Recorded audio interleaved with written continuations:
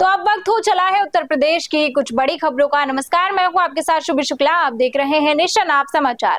कानपुर में doctor Mahmood Rahmani foundation की ओर से स्वास्थ्य सेवा की पहल करते हुए निःशुल्क नेत्र परीक्षण शिविर का आयोजन किया गया। शिफा आई सेंटर में लगे शिविर में बड़ी संख्या में लोगों ने पहुंचकर अपनी आंखों की जांच कराई। विशेषज्ञ डॉक्टरों ने मरीजों को जरूरी परामर्श दिए और आंखों की देखभाल के प्रति जागरूक किया। शिविर में आधुनिक उपकरणों से मरीजों की आंखों की जांच की गई। डॉक्टरों ने मोतियाबिंद, नजर की कमजोरी और अन्य नेत्र रोगों की पहचान कर उपचार की सलाह दी। Phaco eye surgeon doctor Arshiya Ism Rahmani ने बताया कि आंखों की छोटी समस्या को नजरअंदाज नहीं करना चाहिए।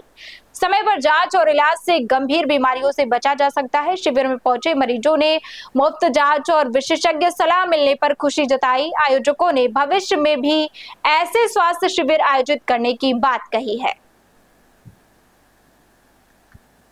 अभी तक यहाँ पर सुबह 12:30 बजे से मरीज़ देखे जा रहे हैं और अभी भी मरीज़ आ रहे हैं। अभी तक मैंने 20 से 25 मरीज़ देख लिए हैं। आज जो शिविर लगा है ये निःशुल्क है और इसमें आँखों की संपूर्ण जांच की जा रही है, जिसमें आपका चश्मे का नंबर, आपका आँखों का प्रेशर, इन सारी चीज़ों की जांच कर रहे हैं। और जिनको कोई और दिक्कत भी है उनका भी निःशुल्क जांच और इलाज आज हो रहा है।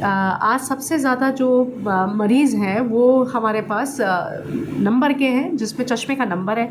लोग बता रहे मेरी आंखों में दर्द है, मेरे सर में दर्द है, लेकिन नंबर गलत लगा रहे हैं। सवलवाई है लेकिन उसके बारे में उन्हें जानकारी नहीं है। मोतियाबिंद है, उसका भी इलाज है। और जिनको लग रहा है कि इनके काम उनके चश्मों से नहीं चल रहे हैं, उनको ऑपरेशन के लिए भी सलाह दी जा रही है। तो आज इन सब चीज़ों की बच्चों का जब तक स्कूल से कोई आदेश ना हो कि ये फलाना प्रोजेक्ट है, उसके लिए उन्हें कुछ काम है या कोई होमवर्क है जो उन्होंने ऑनलाइन दिया है, उसके अलावा बच्चों के हाथ में मोबाइल, आईपैड, टैब ये सब नहीं देना चाहिए। ख़ास तौर से वो बच्चे जो अभी प्री स्कूल में हैं। सीनियर स्कूल में बच्चों का काम बढ़ जाता है, समझदार हो जाते हैं, उनको मॉनिटर किया जा सकता है। पर छोटे बच्चों को जिन्हें कोई आवश्यकता नहीं है उन्हें नहीं देना चाहिए, क्योंकि उससे नंबर भी आते हैं। बच्चों की आंखों में और सरों में दर्द होता है और जो मोबाइल की रेडिएशंस हैं वो कितनी ख़तरनाक है, इसके ऊपर तो कितने सारे रिसर्च भी आ चुके हैं। वहीं झांसी में महारानी लक्ष्मीबाई मेडिकल कॉलेज के एमबीबीएस इंटर्न्स ने स्टाइपेंड बढ़ाने की मांग को लेकर प्रदर्शन किया है। इंटर्न डॉक्टरों ने शांतिपूर्ण तरीके से अपनी मांगों को रखा और कॉलेज प्रशासन को ज्ञापन सौंपकर शासन स्तर पर कार्यवाही की मांग की है।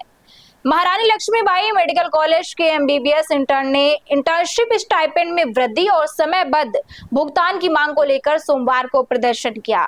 इंटर्न डॉक्टरों का कहना है कि वे अस्पताल की इमरजेंसी और वार्ड सेवाओं में 24 घंटे अपनी जिम्मेदारी निभाते हैं, लेकिन उत्तर प्रदेश में मिलने वाला स्टाइपेंड अन्य राज्यों और एम्स की तुलना में काफी कम है।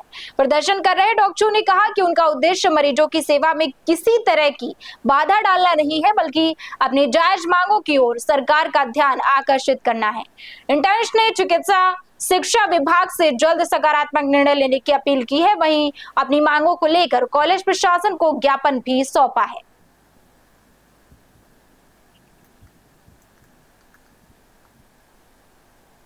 वहीं झांसी में पुलिसकर्मी और एक नन्हे पक्षी के बीच अनोखे लगाव की तस्वीर सामने आई है।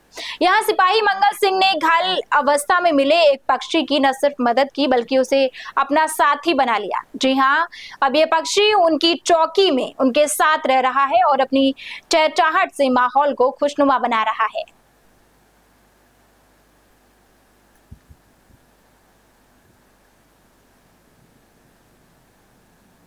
वहीं अमेठी में युवक की हत्या से हड़कंप मच गया।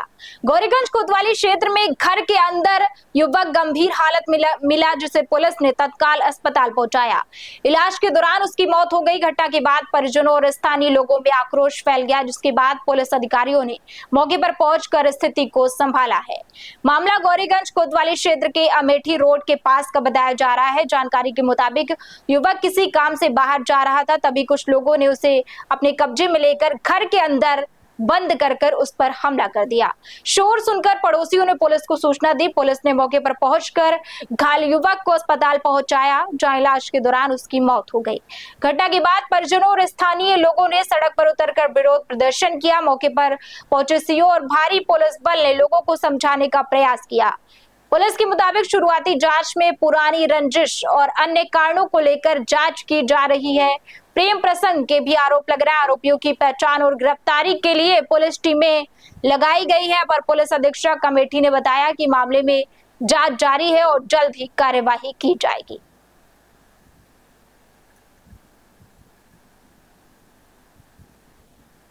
आज दिनांक 3/8/2026 को समय शाम करीब 8:30 बजे थाना क्षेत्र गौरीगंज स्थित मान सिंह के पूर्वा कस्बे में अंकित कश्यप, जिसकी उम्र करीब 22 वर्ष है, उसी के पड़ोसी सुखई यादव, उनके परिवार वालों ने किसी बात को लेकर के झगड़ा हुआ, जिसमें सुखई यादव के और तथा उसके परिवार वालों ने अंकित कश्यप पे हमला कर दिया, जिसको उसको गंभीर चोट आई है।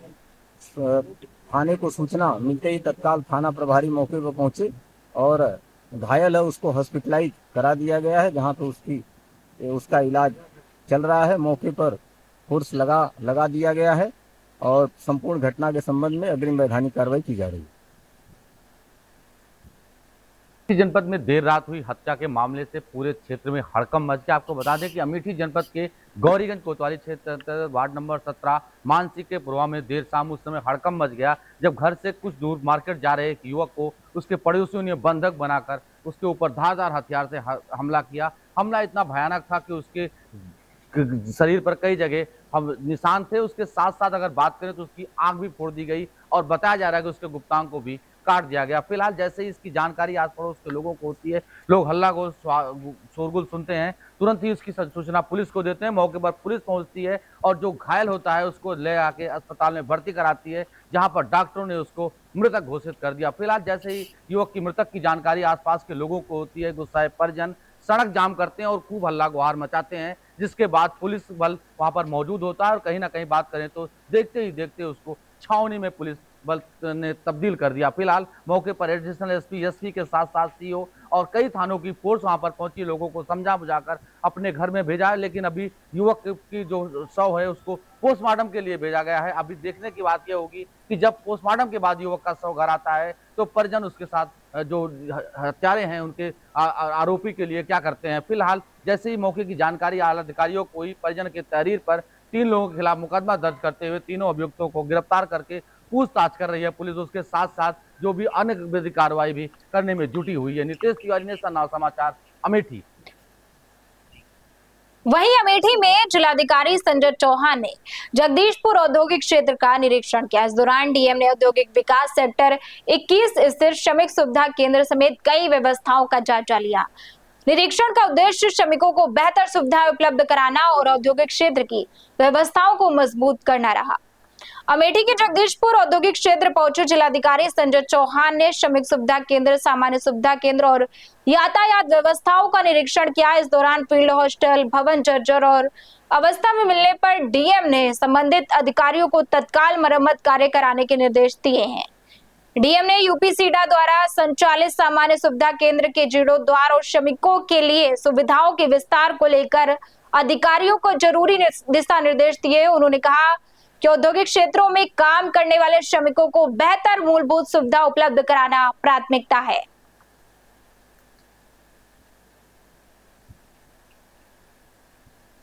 वहीं कानपुर देहात के मुंगीसापुर कस्बे में जलभराव की समस्या लोगों के लिए परेशानी का कारण बन गई है।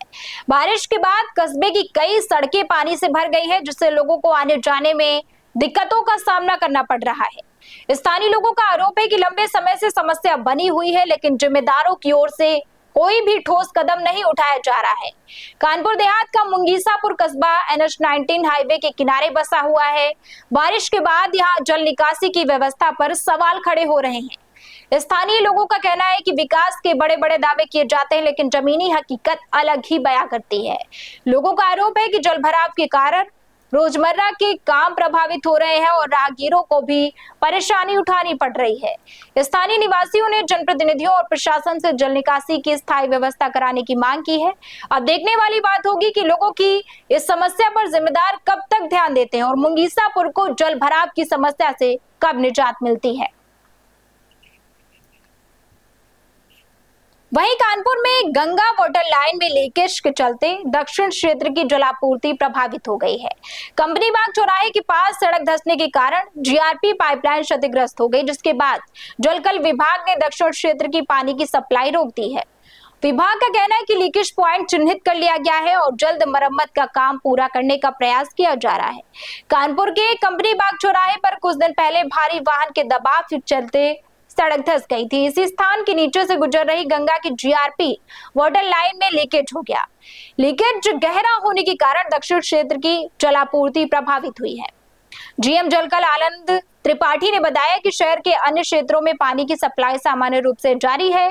प्रभावित इलाकों में जल्द व्यवस्था बहाल करने के लिए टीम गठित की गई है। उन्होंने बताया कि लीकेज को 24 घंटे के अंदर ठीक करने का प्रयास किया जा रहा है। जलकल विभाग ने लोगों की सुविधा के लिए कंट्रोल नंबर जारी किए हैं। किसी भी तरह की पानी की समस्या होने पर टैंकर के जरिए जलापूर्ति कराई जाएगी। ये कंपनी बाग में कुछ दिन पहले आप जिसे जानते होंगे, एक हैवी व्हीकल वहाँ पे एक मेनहोल पे पॉइंटेड लोड होने के कारण वहाँ पे मेनहोल बैठ गया था, धंस गया था। काफ़ी गहरी लाइन है, उसी की मरम्मत का कार्य चल रहा था। तो वहाँ पे जो गंगा बैराज की लाइन है, जो जीआरपी की पहले से पड़ी हुई है, उसको में लीकेज का एक पॉइंट हमें नोटिस हुआ है। तो उसके कारण जो केवल दक्षिण की जलापूर्ति जो है अभी बंद की गई है। जो हमारी गुजैनी से और बेना झावड़ जो सप्लाई चल रही है वो सुचारू रूप से चल रही है और हम लोगों ने कंट्रोल रूम के नंबर भी पब्लिश किए हैं और कहीं भी दिक्कत होगी तो वहाँ टैंकर से हम लोग पानी देंगे। और जो लीकेज हुआ है उसको हम लोग पूरा प्रयास कर रहे हैं, उसको 24 घंटे के अंदर हम लोग उसको मरम्मत करा देंगे। केवल दक्षिण में ये दिक्कत हुई है, जो जून 1 की तरफ जो जाती है लाइन उसको सुचारू रूप से चल रही है। वहीं हमीरपुर से पति पत्नी के विवाद से जुड़ी एक दुखद घटना सामने आई है। यहाँ एक युवक ने अपनी पत्नी से वीडियो कॉल करते हुए फांसी लगाकर अपनी जान दे दी। उधर उसकी गर्भवती पत्नी ने भी आत्महत्या करने की कोशिश की, जिन्हें गंभीर हालत में कानपुर रेफर किया गया। घटना के बाद परिवार में मातम छा गया। पुलिस पूरे मामले की जांच कर रही है और घटना से जुड़े सभी पहलुओं की जानकारी जुटाई जा रही है। मामला हमीरपुर के राठ कस्बे के परसौलियाना मोहल्ले का बताया जा रहा है। जानकारी के मुताबिक रोहित नाम के युवक की बेंगलुरु में मौत हुई है। बताया जा रहा है कि घटना से पहले उसका अपनी पत्नी से फोन पर विवाद हुआ था। परिजनों के मुताबिक विवाद के बाद पत्नी की तबीयत भी बिगड़ गई, जिसके बाद उसे इलाज के लिए अस्पताल ले जाया गया। हालत गंभीर होने पर उसे कानपुर रेफर किया गया है। मामले में पति पत्नी के बीच विवाद और अन्य कारणों को लेकर पुलिस जांच कर रही है। पुलिस का कहना है कि जांच में सामने आने वाले तथ्यों के आधार पर आगे की कार्यवाही की जाएगी।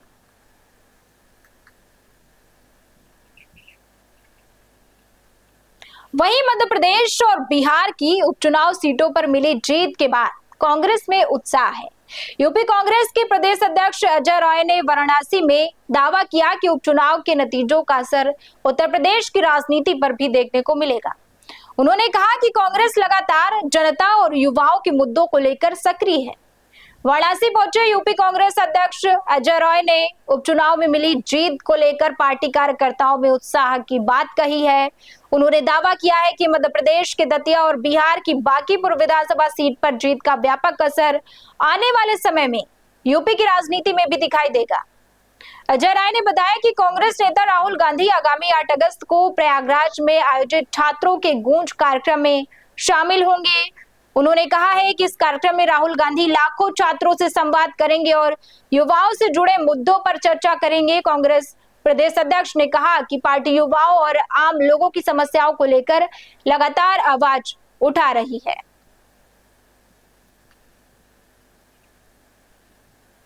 वहीं कानपुर में पूर्व प्रधानमंत्री इंदिरा गांधी की प्रतिमा स्थल के सामने कथित अवैध निर्माण को लेकर कांग्रेस ने विरोध जताया है। कांग्रेस नेताओं ने जिलाधिकारी को ज्ञापन सौंपकर निर्माण कार्य रुकवाने और कार्यवाही की मांग की है। पार्टी ने चेतावनी दी है कि अगर समय रहते कार्यवाही नहीं हुई तो वो आंदोलन करेगी। मामला कानपुर के माल रोड स्थित नरोना चौराहे को बताया जा रहा है, जहां इंदिरा गांधी की प्रतिमा स्थल के सामने हो रहे निर्माण को लेकर कांग्रेस ने आपत्ति जताई है। एआईसीसी सदस्य हरप्रकाश अग्निहोत्री के नेतृत्व में कांग्रेस पदाधिकारियों और कार्यकर्ताओं ने जिलाधिकारी को ज्ञापन सौंपा है। कांग्रेस नेताओं का कहना है कि वर्ष 1990 में स्थापित प्रतिमा स्थल पर हर साल श्रद्धांजलि कार्यक्रम आयोजित किए जाते हैं। ऐसे में प्रतिमा के सामने निर्माण होने से कार्यक्रम प्रभावित होंगे और लोगों की भावनाएं आहत होंगी। कांग्रेस ने प्रशासन से निर्माण कार्य तत्काल रुकवाने और मामले की जांच कर कार्यवाही करने की मांग की है। वहीं मांग पूरी नहीं होने पर लोकतांत्रिक तरीके से आंदोलन करने की चेतावनी दी गई है।